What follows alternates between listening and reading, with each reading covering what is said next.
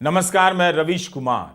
पंजाब और हरियाणा की सीमा पर शंभू बॉर्डर पर किसानों को रोकने के लिए भीषण मोर्चा बांधा गया है, तो किसानों ने भी यहां मोर्चा संभाल लिया है।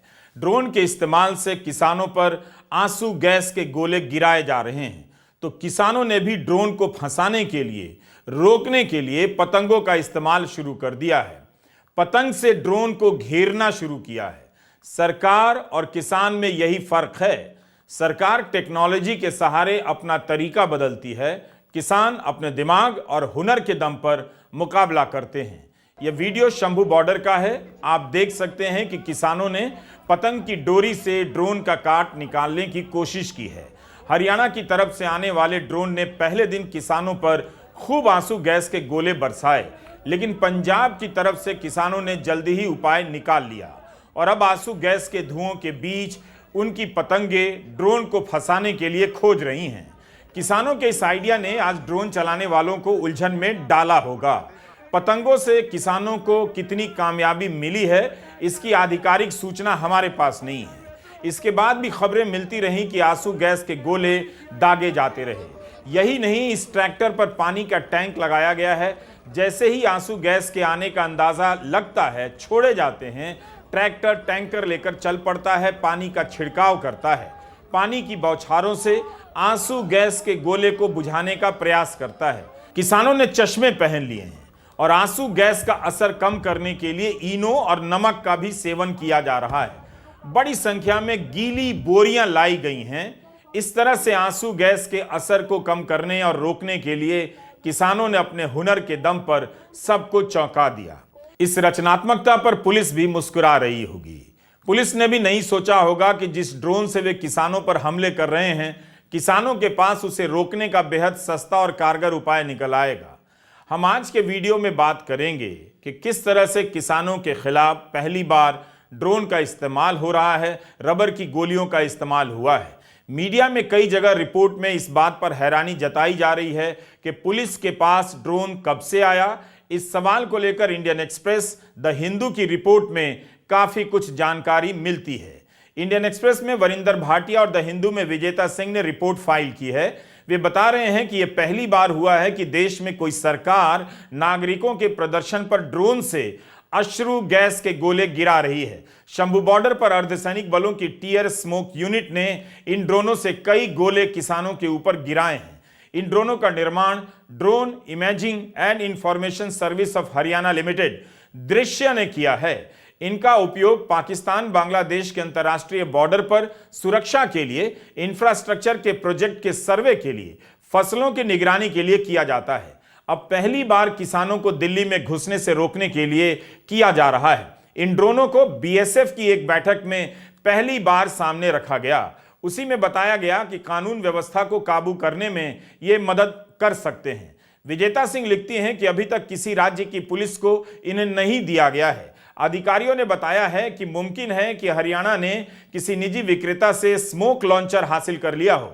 एक्सप्रेस के वरिंदर भाटिया से हरियाणा पुलिस के सूत्रों ने कहा है कि ड्रोन को अर्धसैनिक बलों ने चलाया है। किसानों ने कहा है कि ड्रोन बार बार उड़कर आते रहे और देर शाम तक आंसू गैस के हमले करते रहे। पंप गन के उलट ये ड्रोन एक बार में कई ग्रेनेड गिरा सकते हैं।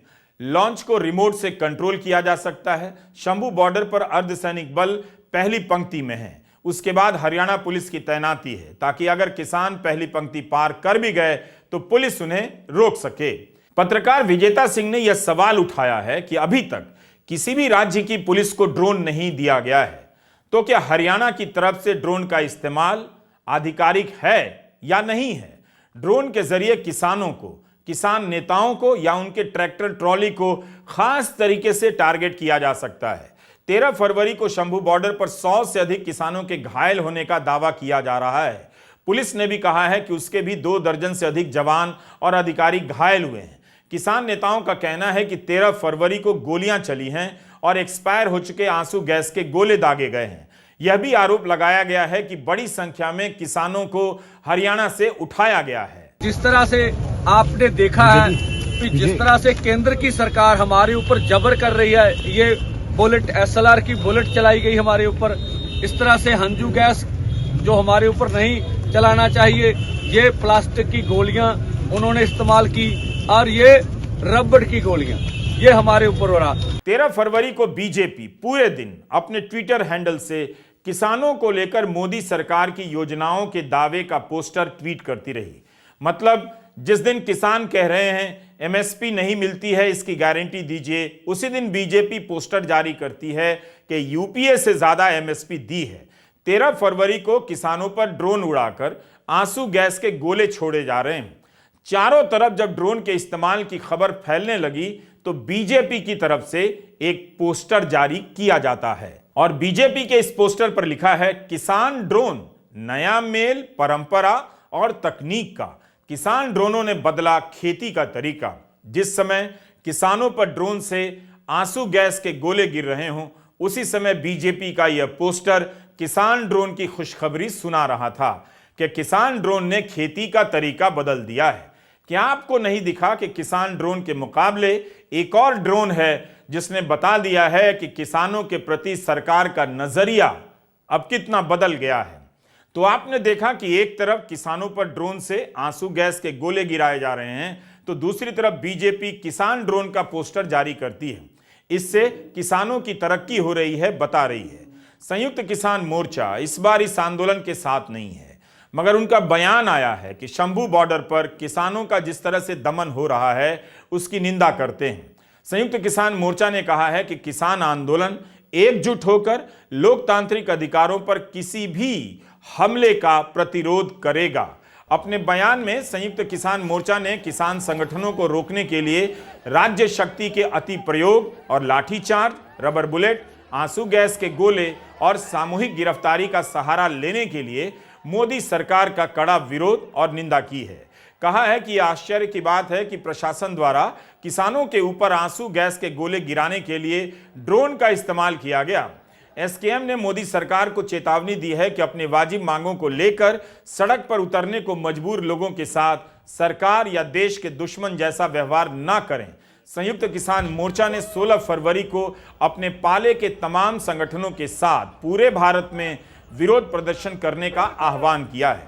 कहा है कि सभी समान विचारधारा वाले किसान संगठन सामान्य मुद्दों के आधार पर संघर्ष की तैयारी में आगे आएं।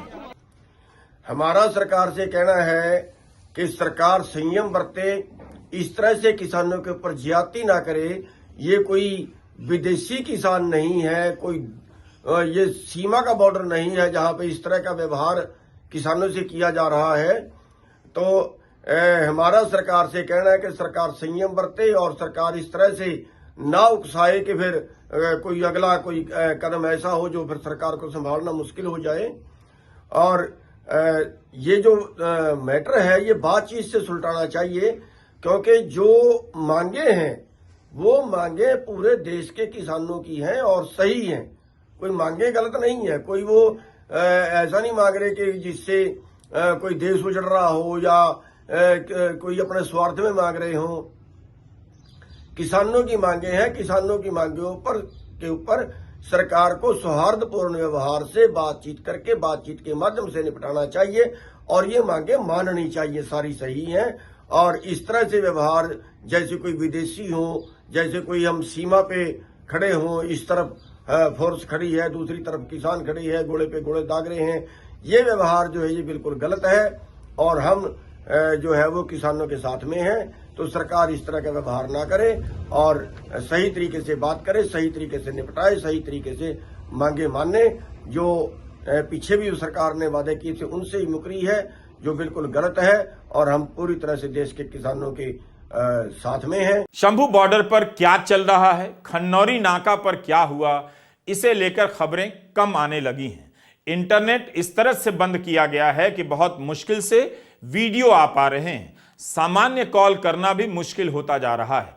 वीडियो भेजने के लिए पत्रकारों को 20-20 किलोमीटर भागना पड़ रहा है। आज भी सरकार की तरफ से ट्विटर के अकाउंट बंद किए जाने की खबर आई है। किसान नेताओं के ट्विटर अकाउंट बंद किए गए। अब पत्रकार मनदीप पुनिया का भी ट्विटर अकाउंट बंद कर दिया गया है। मनदीप की वेबसाइट गांव सवेरा का पोर्टल बंद कर दिया गया, उसका अकाउंट, उनका पर्सनल अकाउंट भी बंद है। जो मौके पर है वही खबर नहीं भेज पाएगा। गोदी मीडिया खबरों को पहुंचने नहीं देता और स्वतंत्र पत्रकारों को इस तरह से रोका जा रहा है। इसका मतलब है कि सरकार तेजी से YouTube और Facebook पर रिपोर्ट कर रहे चैनलों की तरफ भी बढ़ेगी।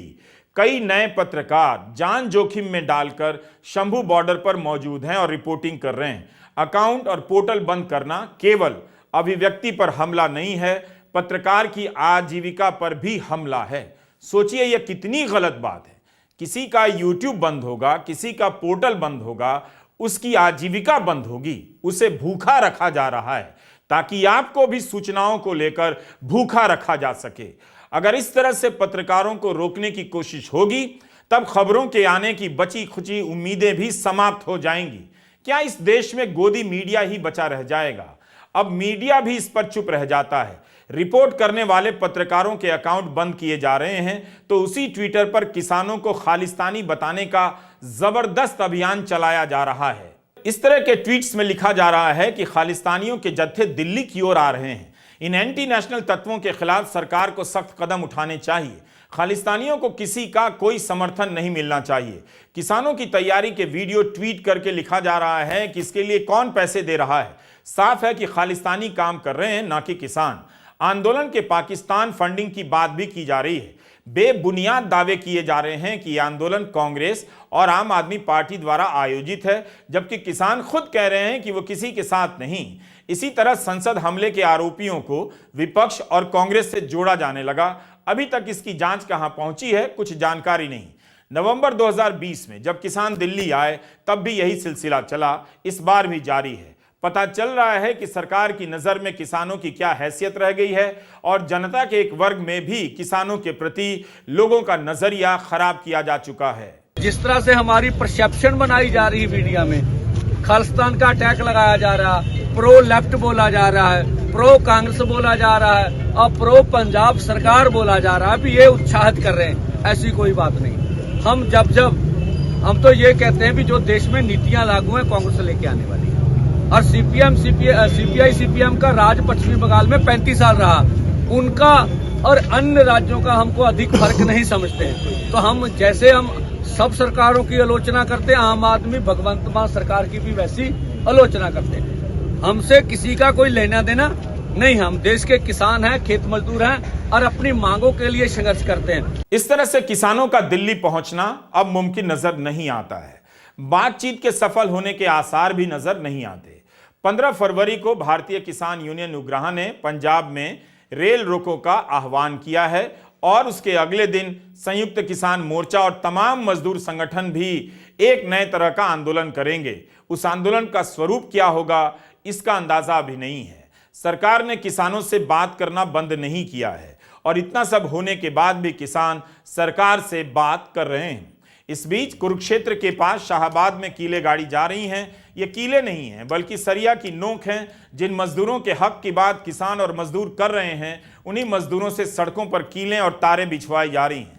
इससे पता चलता है कि सरकार बातचीत के नाकाम होने को लेकर कितना आश्वस्त है। उसे अंदाजा हो गया होगा कि बातचीत फेल होनी ही है तो किसान मार्च करने पर जोर देंगे, तब यही कीलें और सीमेंट की दीवारें काम आएंगी। एक तरह से सरकार पहले से ही पोजीशन ले रही है।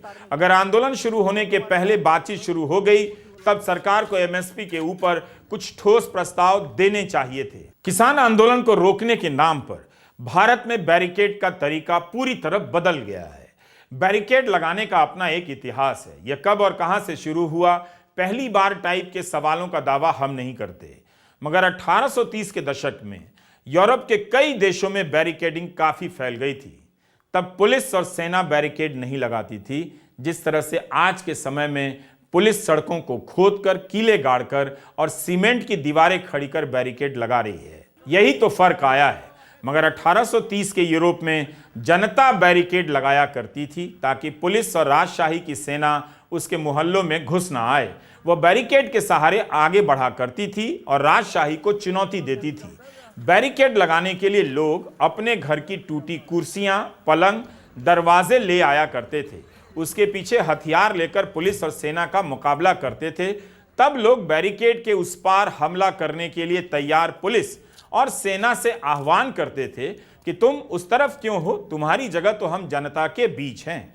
कई बार तो ऐसा भी हुआ है कि पुलिस और सेना के लोग बैरिकेड तोड़कर उस तरफ चले गए जिस तरफ जनता थी और जनता से जाकर मिल जाते थे।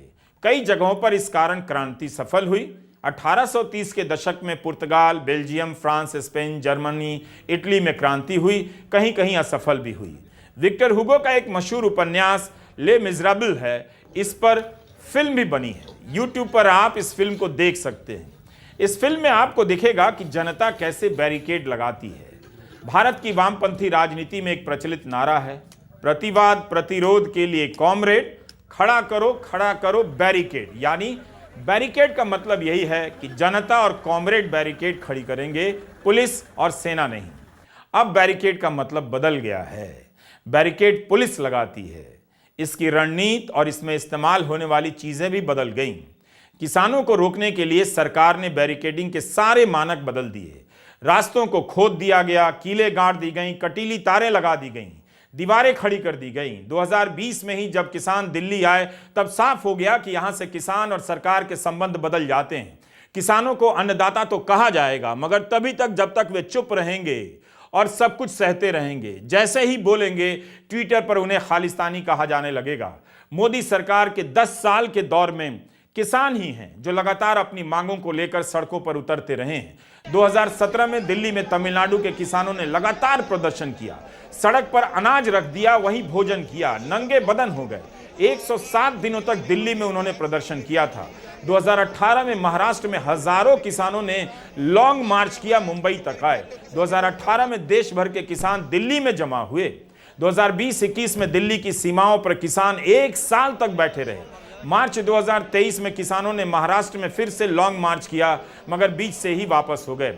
इन सभी में किसानों की मांगें मिलती जुलती रही हैं, मगर तब भी किसानों की मांगों को लेकर ठोस समाधान नहीं निकाला गया।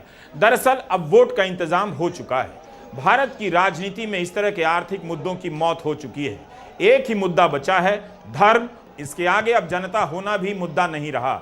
इसलिए इतनी कीलों, इतने कांटों को देखकर भी टीवी के सामने जनता बनने का ढोंग करने वाला मिडिल क्लास अब शांत है।